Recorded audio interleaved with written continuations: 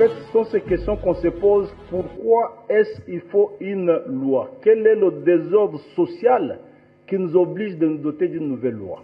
En l'espèce, pour la constitution que nous avons aujourd'hui, ce désordre social était la guerre endémique, parce qu'il faut dire qu'elle ne date pas d'aujourd'hui, et c'est une guerre qui date de 1996.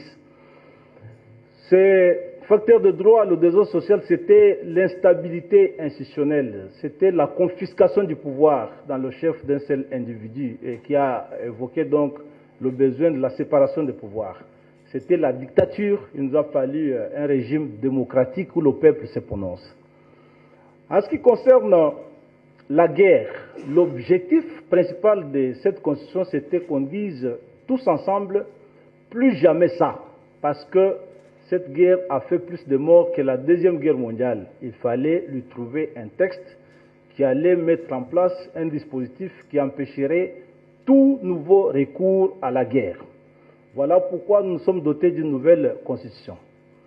Deuxième élément, angoisse existentielle, c'est l'instabilité institutionnelle. Nous l'avons assez vécu depuis les années 80 avec la lettre de 52 pages de 13 parlementaires, jusqu'au jour où l'on a adopté cette constitution. Il fallait mettre en place des institutions fortes et des institutions qui permettraient que le fonctionnement soit assez assaini et viable. Pourquoi nous avions adopté cette constitution? La confiscation du pouvoir, il fallait amener le principe de séparation des pouvoirs pour que désormais les institutions interagissent et que le plus grand nombre d'organes et de personnes concourent à la gouvernance de l'État. Ce qui en apparence avait été fait par cette constitution. Et dans ce contexte-là, cette constitution va être rédigée, nous savons tous qu'il faut le dire, à la va-vite. À la va-vite, parce que je vais revenir ici pour vous dire que tout cela a posé problème. Premièrement, la guerre. Aujourd'hui, il suffit de nous arrêter pour nous demander si la Constitution a atteint ses objectifs. Entre autres, l'interdit principal que personne, plus jamais personne, ne recourt aux armes pour tenter de conquérir le pouvoir. Et depuis son adoption, nous sommes en guerre parce qu'au moins un village est occupé depuis le 18 février 2006. Ce qui signifie que la Constitution n'a pas réussi à atteindre cet objectif de nous donner une paix ou la paix durable. Donc, l'objectif de mettre fin à la guerre par cette Constitution n'a pas été atteint. Deuxième objectif, c'est, nous avons dit, l'instabilité institutionnelle. Nous sommes en train de la vivre avec les récents événements que vous avez vus ici, notamment en ce qui concerne le conflit FCC-Cash, dû notamment au mode électoral, mais surtout à la contestation endémique des résultats des élections. Parce que toutes, et presque toutes, ont été contestées. Alors que l'un des objectifs d'avoir cette constitution, c'était qu'on n'ait plus jamais des élections contestées et que le peuple lui-même se prononce. Ce qui fait que là aussi, la constitution n'a pas atteint ses objectifs. Parce que l'instabilité institutionnelle continue. À chaque fin des élections, nous avons ce problème et même dans les relations avec nos provinces, nous vivons cela. La confiscation du pouvoir ou le pouvoir d'une seule personne, ça nous allons peut-être en parler lorsque je vais évoquer les raisons juridiques de cette constitution, notamment avec ce fameux article 91 qui postule que le gouvernement de la République formule en concertation avec le président de la République la politique de la nation et l'applique. Et cet article d'emprunt français a malheureusement été reformulé et mal appliqué chez nous parce que, en cherchant à éviter la cohabitation, il a permis au Parlement, quelles que soient ses couleurs, de s'aligner sur le président de la République. Parce qu'on ne peut pas avoir une même politique formulée et après diverger dans la gouvernance. La politique de la nation est co-formulée entre le gouvernement et le président de la République. Donc, jusque-là, ça pose effectivement problème. Donc, la Constitution n'a pas atteint ses objectifs. Deuxième élément, raison morale. Cette Constitution que nous avons a dans son historique même les germes de mauvaise exemplarité. Pourquoi? Parce qu'elle a été rédigée par des personnes qui avaient des mains sales Et chaque fois que nous la tenons, nous communiquons un mauvais exemple à nos enfants. Il n'est pas admissible que des personnes qui, pour venir rédiger la Constitution, ont exigé d'abord l'amnistie. Parce que tous avaient tué. Je dis bien tous sans exception. Tous avaient tué, tous avaient violé, tous avaient assassiné, tous étaient couverts des crimes odieux qui troublent la conscience collective de l'humanité aujourd'hui. Ils étaient soit RCD, soit anciens rebelles de la FDL, ou alors lorsqu'il s'est agi de choisir un opposant, on a choisi celui qui avait les mains sales, Zaïdi Ngoma. C'était donc un conglomérat de personnes couvertes de honte, qui avaient les mains sales, qui ont pu se réunir au sein d'un Sénat de nominations, de cooptation, de récompenses, parce que celui qui avait fait plus de morts avait eu plus de sénateurs. Et il devait nous donner donc cette constitution. Je crois, quelle que soit sa perfection, il est nécessaire, il est plus que jamais nécessaire que par leçon, par éthique, que notre peuple se dote d'une constitution aujourd'hui rédigée par des personnes fiables et des personnes potables. Des raisons politiques, une constitution c'est aussi un discours politique. Moi, je suis de l'IDPS. Nous nous sommes passés par une campagne pendant laquelle nous avions promis que si le peuple nous donne le pouvoir, nous allons nous débarrasser de cette constitution de honte, de cette constitution souillée par des personnes sales. Et le peuple nous a voté sur base de ce discours-là, parce que nous lui avons promis que nous devions changer cette constitution. C'est connu de tout le monde, nous l'avons dit depuis son adoption. Et parce que cette adoption, vous le savez bien, ça a été aussi un braquage. Moi, j'ai assisté au meeting de Martin Fayoulou, de Franck Diongo sur la place Koidro, lorsqu'ils tentaient de battre campagne pour le non. Ils ont été braqués, matraqués, torturés. Donc, personne n'avait le droit d'expliquer qu'il ne fallait pas adopter cette constitution. Il nous faut donc une constitution démocratique. Les raisons juridiques. Aujourd'hui, la question se pose souvent de savoir pourquoi est-ce qu'il nous faut une nouvelle constitution, pourquoi, c'est quoi la règle de droit, tout ça. Moi, je voudrais dire qu'il faut parler de deux choses ici. La première chose, c'est la révision. Là-dessus, nous sommes tous d'accord qu'il faut réviser cette constitution. Alors personne n'est contre. En commençant par les pères évêques que vous êtes, vous l'avez dit quelques jours seulement après l'adoption de la constitution, et vous aviez souhaité que ça se fasse très rapidement. Et à côté de moi, l'honorable Deli, qui est, je vais le souligner, mon frère, nous sommes du même terroir de Luisa. Il a bâti aussi sa campagne sur ce thème qu'il fallait changer, et plutôt modifier la Constitution. Il proposait une quarantaine d'articles pour cela. Et je vais noter que beaucoup d'autres personnes ont demandé ça. Donc le débat sur la révision, la probable révision de la Constitution ne se pose pas. On peut réviser tous les articles sauf l'arbre sacré, plutôt les articles concernés par l'article 220. Alors, je ne pense pas que ce soit l'occasion ici ou que ce soit nécessaire qu'on discute sur la révision de la Constitution. Je vais plutôt parler ici du changement. Qu'est-ce que nous entendons, qu'est-ce qu'on vous a souvent dit? La révision de la Constitution est constitutionnelle, le changement de la Constitution ne l'est pas. Ici, il faut noter déjà qu'il y a ce fameux article 220 qui vous dit que les droits de la personne, aucune révision ne peut porter sur, aucune révision ne peut avoir pour vocation de réduire les droits de l'homme. Si on peut s'arrêter là. Les droits de l'homme, ce n'est pas un concept de droit constitutionnel congolais, non.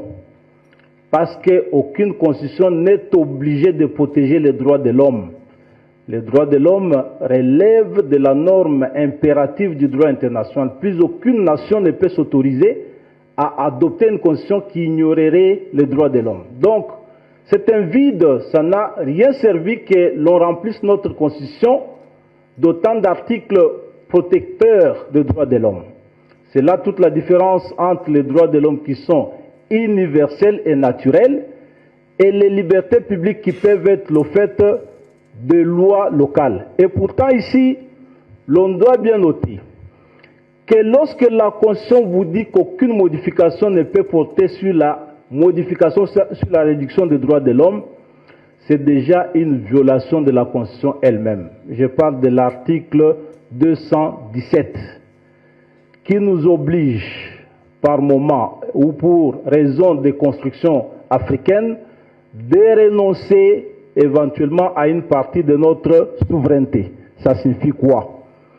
Si dans le cadre d'intégration régionale africaine, il y a des débats et des conventions en matière de droits de l'homme, par exemple, je prends seulement cet exemple, nous allons bloquer cela parce que notre Constitution dit autre chose. Non, les droits de l'homme sont évolutifs, on ne peut pas les conjurer et les fixer éternellement. Lorsqu'on adopte la Constitution américaine, il y avait un droit qu'on appelait droit à la propriété privée. Dans le patrimoine des citoyens américains, il y avait aussi les esclaves. Imaginons que les Américains aient dit qu'on ne peut pas modifier ces dispositions relatives aux droits de l'homme en considérant le droit de propriété comme droit d'avoir les esclaves. C'est-à-dire qu'on aurait jusqu'aujourd'hui légalement des esclaves aux États-Unis. Et pourtant, les droits de l'homme sont évolutifs. Aujourd'hui, il y a les droits de la bioéthique qui peuvent évoluer. Moi, je suis foncièrement catholique, je suis opposé à la polygamie, mais comme scientifique, j'affirme par exemple que le conditionnement de la personne humaine d'avoir une seule femme ici au Congo viole un principe fondamental de notre Constitution, le principe de laïcité. Parce qu'il y a de ces églises qui fondent pour principe qu'on peut se marier à 2 à 3 femmes. C'est différent, moi je suis foncièrement catholique, je suis opposé à cela, mais je ne suis pas partisan du principe qu'on viole les droits des autres, parce qu'il y a un principe de laïcité connu de tout le monde. Les droits de l'homme peuvent évoluer, parce que lorsque vous lisez cet article 217, nous avons accepté le principe du droit moniste, la soumission de nos lois au droit international. Et parce que nos lois sont soumises au droit international, vous lirez l'article 53 de la Convention de Vienne sur le droit des traités, elle pose le principe d'existence des normes impératives du droit international et affirme que lorsqu'une nouvelle norme impérative du droit international apparaît, toutes les normes contraires à celle-ci disparaissent.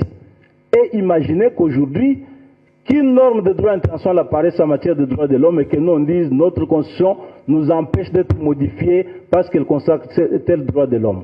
Donc cette Constitution, elle est archaïque de ce point de vue-là. Une Constitution doit être apte à s'adapter aux réalités sociales et particulièrement aux réalités sociales internationales. Mais parce que cette Constitution présente pareille rigidité en matière de droits de l'homme, nous sommes en déphasage avec l'évolution de la société internationale, en matière de la bioéthique, en matière de l'environnement et de beaucoup d'autres droits qui de plus en plus seront contraires aux valeurs que nous avons consacrées comme intangibles dans notre Constitution. Il y a ici le problème de province. On vous dit est nul. Toute modification de la Constitution, ou ne peut avoir lieu toute modification de la Constitution qui a pour vocation de réduire les pouvoirs des provinces et des entités territoriales décentralisées. L'un des pouvoirs des provinces, c'est le pouvoir pour l'Assemblée provinciale d'élire les gouverneurs. Et nous avons constaté ce que ça fait depuis que nous sommes en fonction. Mais je signale déjà que j'ai consommé mes minutes, j'ai encore beaucoup de choses à dire malheureusement. Ça signifie que chaque fois que les élections se terminent, les sénateurs, les candidats sénateurs s'enferment avec les députés provinciaux. Celui qui a l'argent, il distribue, et ça c'est clair. Nous n'avons aucun mécanisme pour empêcher cela. Aucun. Parce que lorsqu'ils se donnent cet argent-là, nous ne sommes pas là. Ils peuvent se le donner par voie bancaire, en nature, ils peuvent se le donner à l'étranger, nous ne sommes pas là. Ce que nous savons, c'est que c'est lui qui a l'argent qui va gagner les élections sénatoriales. Voilà le Sénat que nous avons qui vient nous représenter et qui va agir comme représentant du peuple. Ça pose problème. Enfin, parce que je pense que s'il faut modifier le fonctionnement de nos institutions, les adapter à une constitution démocratique, nous ne pouvons plus aller avec ce mode électoral-là. Et pourtant, si nous pouvons changer ce mode électoral, il faut toucher l'article 220. On ne peut pas la toucher et les verrouiller. C'est en cela que s'invite le débat sur le changement de la Constitution. Pourquoi est-ce? Notre article 5 de la Constitution est clair là-dessus.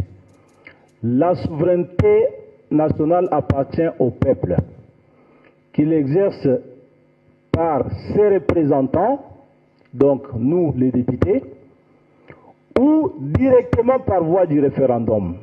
Ça signifie quoi, Éminence, Excellence, Révérend? Il y a deux modes de dévolution de pouvoir du peuple dans notre Constitution. Premièrement, c'est au travers des représentants. Ça signifie ce que le peuple a mis dans la Constitution. Le peuple agissant comme constituant originaire, il confie à nous, ses représentants, le mandat de gestion et le mandat de réviser la Constitution comme constituant dérivé. Mais le peuple dit en même temps qu'il peut exercer cette souveraineté directement par voie de référendum. Ça signifie ne pas passer par nous, ses représentants. C'est là que cet article 5 prévoit deux lois pour que le peuple exerce sa souveraineté. Une loi portant organisation des élections qui permet au peuple de désigner ses représentants pour exercer sa souveraineté. Une loi portant organisation du référendum qui permet au peuple, lorsqu'il veut se prononcer sur des matières importantes de son existence, de se prononcer par référendum. On me demande de m'arrêter, je vais rebondir pour répondre aux questions. C'est pour dire en fait que le changement de la Constitution est juridiquement acceptable et aucun principe de droit, aucune loi, aucune doctrine juriste n'interdit le changement d'une Constitution par un peuple. Il n'y a aucun enseignement à l'université qui interdit cela et donc on ne peut pas tenter d'empêcher, de bloquer, d'empêcher le peuple d'exercer un tel pouvoir, même s'il n'est pas tenu de justifier le pourquoi il veut changer sa constitution, c'est l'exercice de sa souveraineté. Merci beaucoup.